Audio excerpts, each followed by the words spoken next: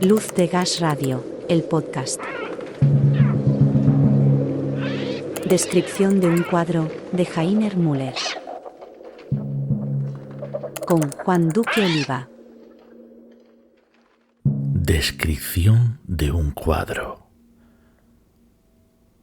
Un paisaje entre estepa y sabana.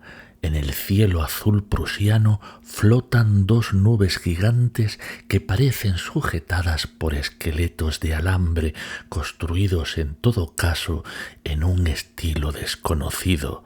La izquierda, de mayor tamaño, podría ser un muñeco inflable de un parque de atracciones que se hubiera soltado de su cuerda o un fragmento de Antártida que volara de vuelta a casa. En el horizonte, una línea de cumbres achatadas. A la derecha en el paisaje un árbol. Si nos acercáramos, veríamos que son tres árboles de distinta altura, con forma de seta, tronco con tronco, quizá de una misma raíz. La casa en primer plano es más industrial que artesanal, probablemente de hormigón. Una ventana, una puerta, el tejado oculto tras la fronda del árbol que está delante de la casa y la supera en altura, de una especie distinta al grupo de árboles del fondo. Sus frutos parecen comestibles o apropiados para envenenar invitados. Un frutero de cristal sobre una mesa de jardín, la mitad todavía a la sombra de la copa del árbol y en el que hay dispuestos 6 o 7 ejemplares del fruto semejante al limón. Desde la posición de la mesa, cuyas patas cruzadas son troncos de abedul joven sin tratar, tosco ensayo de trabajo manual, se puede concluir que el sol o lo que quiera que arroje luz sobre este lugar está en el momento del cuadro en el cenit. Quizás el sol esté ahí siempre y hasta la eternidad. Que el sol se mueva es algo que el cuadro no puede demostrar. También las nubes, si es que son nubes, parecen flotar en su posición. El esqueleto de alambre la sujeta a un tablón de un azul manchado denominado arbitrariamente cielo. En la rama de un árbol hay un pájaro prechado.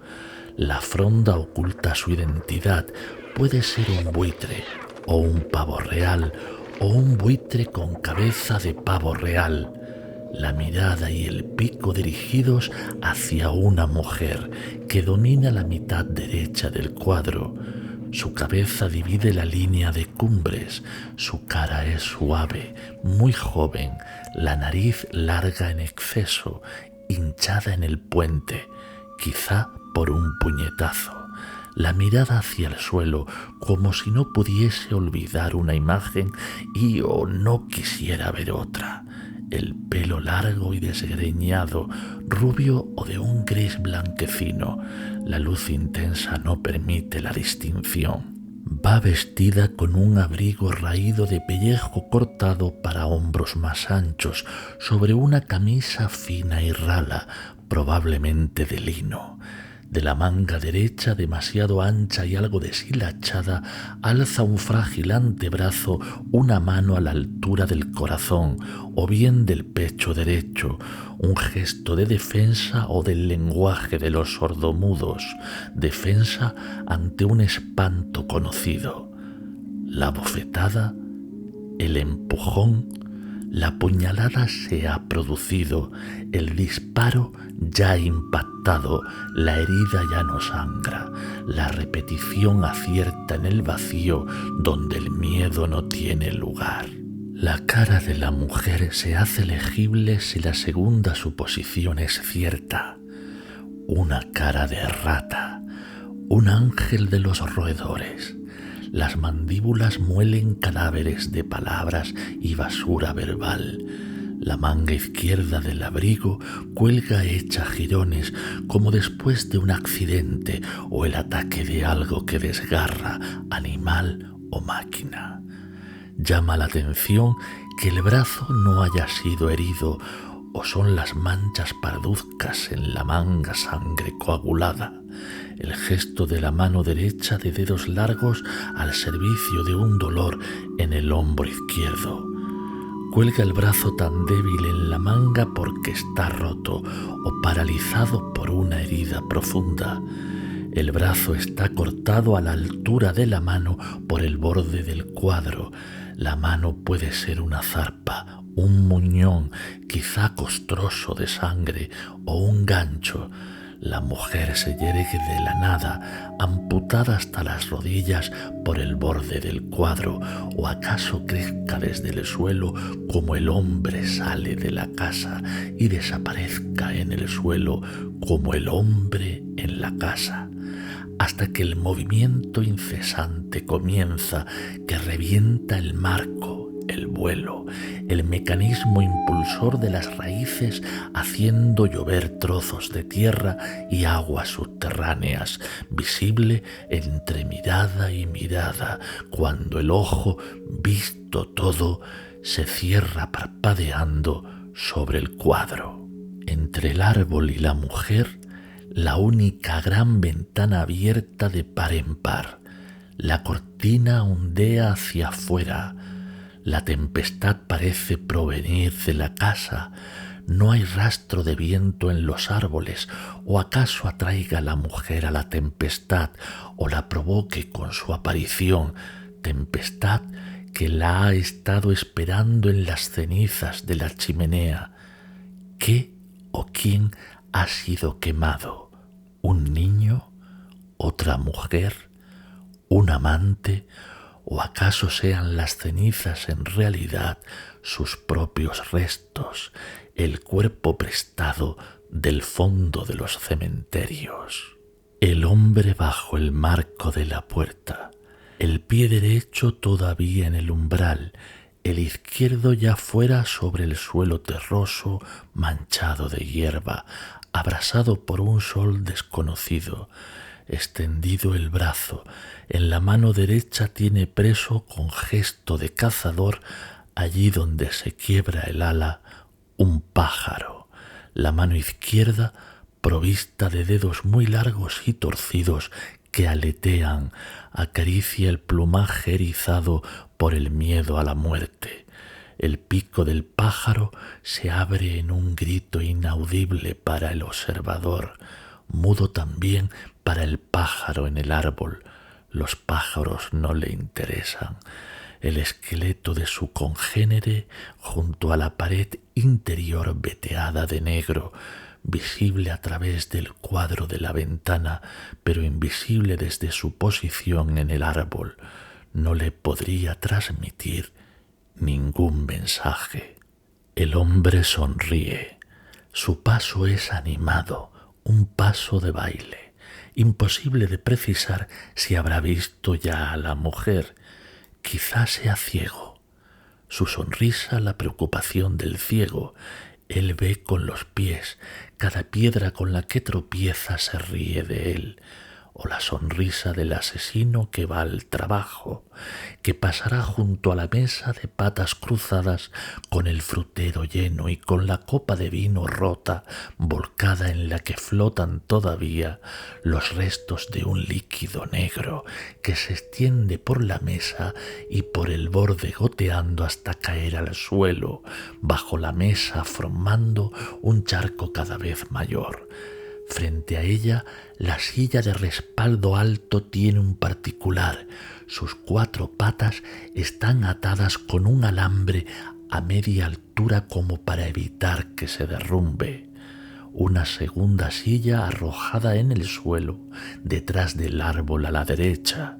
El respaldo partido.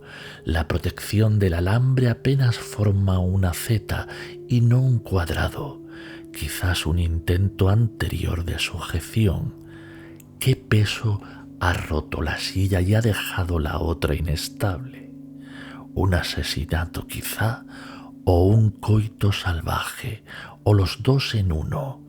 el hombre en la silla, la mujer sobre él, su miembro en su vagina, la mujer todavía cargada con el peso de la tierra, del sepulcro del que consiguió salir para visitar al hombre, del agua subterránea que gotea de su abrigo de piel, su movimiento al principio un suave balanceo, luego cabalgando cada vez más fuerte, hasta que el orgasmo hunde la espalda del hombre contra el respaldo de la silla que cede con estruendo, la espalda de la mujer contra el borde de la mesa, volcando la copa de vino. El frutero cargado de fruta comienza a deslizarse y cuando la mujer se precipita hacia adelante, sus brazos se aferran al hombre, los de él bajo el abrigo se aferran a ella. Él hinca sus dientes en su cuello, ella los hinca en el suyo. El frutero se detiene junto al borde cuando la mesa recobra su posición. O la mujer en la silla, el hombre de pie detrás de ella con las manos pulgar con pulgar alrededor de su cuello. Primero como un juego, solo se tocan los dedos por delante y entonces, cuando la mujer se encrespa contra el respaldo de la silla, le clava las uñas en los músculos del brazo. Se hinchan las venas del cuello y de la sien, la cabeza se llena de sangre, la cara se va tiñendo de rojo azulado, sus piernas al contraerse golpean el tablero de la mesa. La copa de vino se vuelca, el frutero comienza a deslizarse, cierra el estrangulador el círculo, pulgar con pulgar, dedo con dedo, hasta que las manos de la mujer caen de sus brazos y el sordo crujido de la laringe o de la vértebra cervical marca el final del trabajo. Quizá ceda ahora el respaldo de la silla bajo el peso muerto otra vez, cuando el hombre retira las manos o la mujer cae hacia adelante con la cara rojo azulada sobre la copa de vino y desde allí el líquido oscuro, vino o sangre, busca su camino hacia el suelo.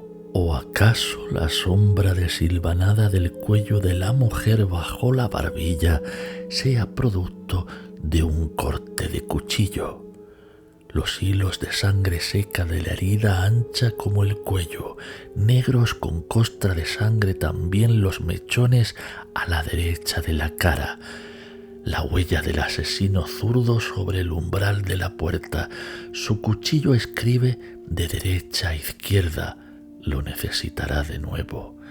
Abulta la tela de su chaqueta cuando de los fragmentos de cristal se recompone la copa rota y la mujer se acerca a la mesa sin cicatriz en el cuello. ¿O será la mujer el ángel sediento que le abre al pájaro de un mordisco la garganta y vierte la sangre del cuello abierto en la copa, el alimento de los muertos? El cuchillo no es para el pájaro. La cara del hombre tiene el color del suelo hasta la altura de los ojos, la frente y la mano visible, la otra que lo sujeta oculta en el plumaje, son blancas como el papel, parece llevar guantes para el trabajo al aire libre, ¿por qué no en el momento del cuadro? Y algo parecido a un sombrero para protegerse del astro ardiente que ilumina el paisaje y hace palidecer sus colores. ¿Cuál puede ser su trabajo, además del asesinato quizá diario de la mujer resucitada, quizá diario? En este paisaje solo aparecen animales en forma de nubes, sin mano que lo sujete. El pájaro en el árbol es la última reserva. Un reclamo lo atrapa, de nada sirve arrancar la hierba, la quema el sol, quizá una multitud de soles. Las frutas del árbol del pájaro se recogen rápidamente.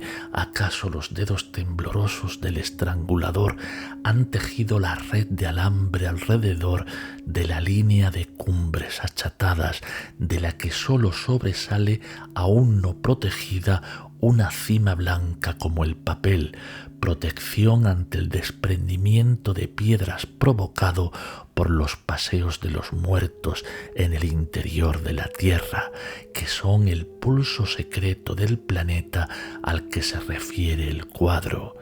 Protección quizá con perspectiva de duración cuando el crecimiento de los cementerios haya alcanzado su límite con el pequeño peso del presunto asesino en el umbral. Del pájaro del árbol rápidamente digerido, la pared guarda un sitio para su esqueleto. O el movimiento se invierte cuando todos los muertos se reúnan, el tumulto de los sepulcros, la tempestad de la resurrección que expulsa a las serpientes de la montaña. Es la mujer de mirada enigmática y la boca como una ventosa, una Mata-Hari del inframundo, enviada que explora el terreno sobre el que dicen tendrá lugar la gran maniobra que revestirá de carne los huesos famélicos, la carne de piel atravesada por venas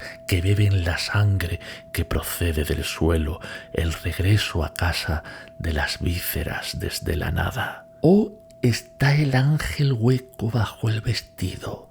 Porque el banco de carne que se va reduciendo bajo el suelo no tiene más cadáveres que entregar, un dedo malvado que los muertos levantan al viento contra la policía del cielo, precursora y esposa del viento, que les quita el viento en la carne a los enemigos naturales de la resurrección. El viento que habitan sopla como tempestad y cae en la trampa. La flecha en la cortina señala a la mujer. También el asesino, quizás solo un muerto de servicio, la destrucción de los pájaros su tarea secreta, el paso de baile realizado con dejadez indica que el trabajo finalizará pronto. Quizá la mujer ya esté de vuelta en el suelo, preñada de tempestad, del semen del renacimiento, de la explosión de esqueletos, huesos y esquirlas y tuétano. La provisión de viento marca la separación entre las partes de las que quizá cuando el aire de la respiración se haya asentado, el terremoto las reviente a través de la piel del planeta, se reúna todo. El apareamiento de la estrella por sus muertos, la primera señal, las nubes con su esqueleto de alambre, en realidad compuesto de nervios que preceden al hueso, o bien de telarañas de tuétano, como el trenzado sin raíces visible que trepa por el bungalow y ha ocupado ya el espacio interior hasta el techo. O la maraña de alambres de las sillas, o la red que clava la línea de cumbres al suelo, o todo es distinto. La red de acero, el capricho de un rotulador descuidado que le niega plasticidad a la montaña con un rayado mal hecho. O la maraña de alambre de las sillas, o la red que clava la línea de cumbres al suelo, o todo es distinto. La red de acero, el capricho de un rotulador descuidado que le niega plasticidad a la montaña con un rayado mal hecho. Quizá la arbitrariedad de la composición siga un plan, el árbol sobre un tablero, las raíces cortadas. ¿Acaso son los otros árboles al fondo setas de tallo especialmente largo, plantas de una zona climática que no conoce árboles? ¿Cómo ha llegado el bloque de hormigón al paisaje? No hay huella de transporte o vehículo. Te he dicho que no debes volver, lo muerto está muerto, ni huella de arrastre. ¿Acaso empujado a patadas desde el suelo, caído del cielo o dejado caer desde el aire solo respirable por los muertos mediante una garra mecánica movida desde un punto fijo en el arriba llamado cielo? Es la línea de cumbres una pieza de museo, préstamo de una sala de exposiciones subterránea en la que se guardan las montañas porque en su lugar natural impiden el vuelo bajo de los ángeles.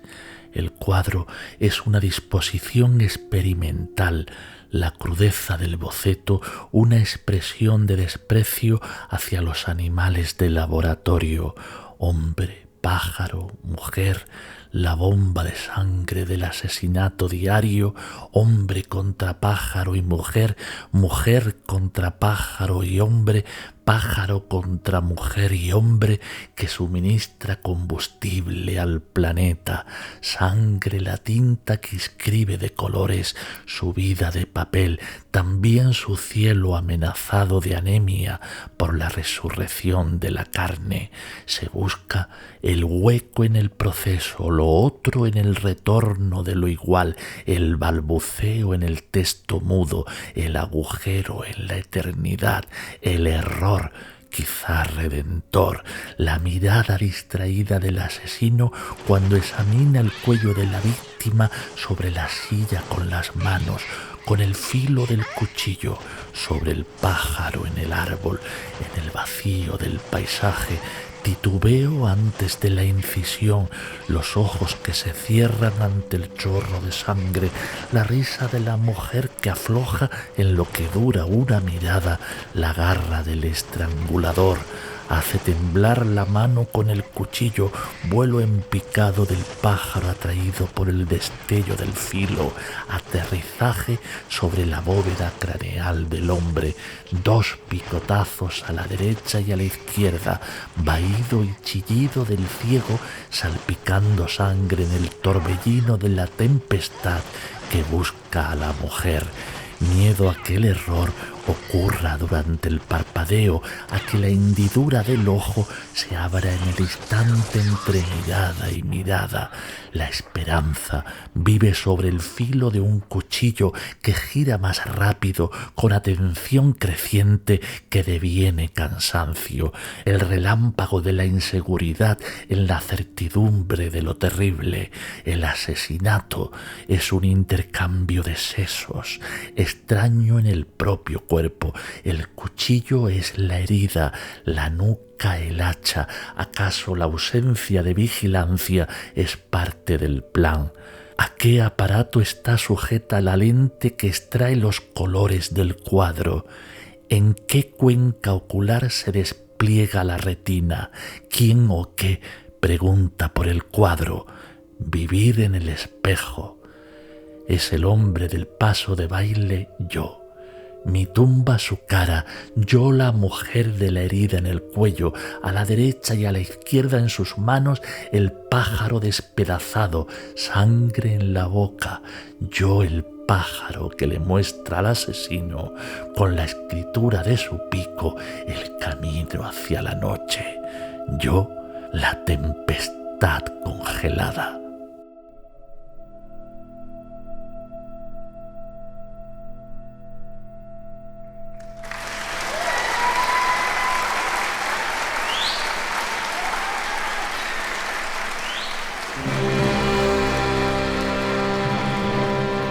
Las de Gas Radio.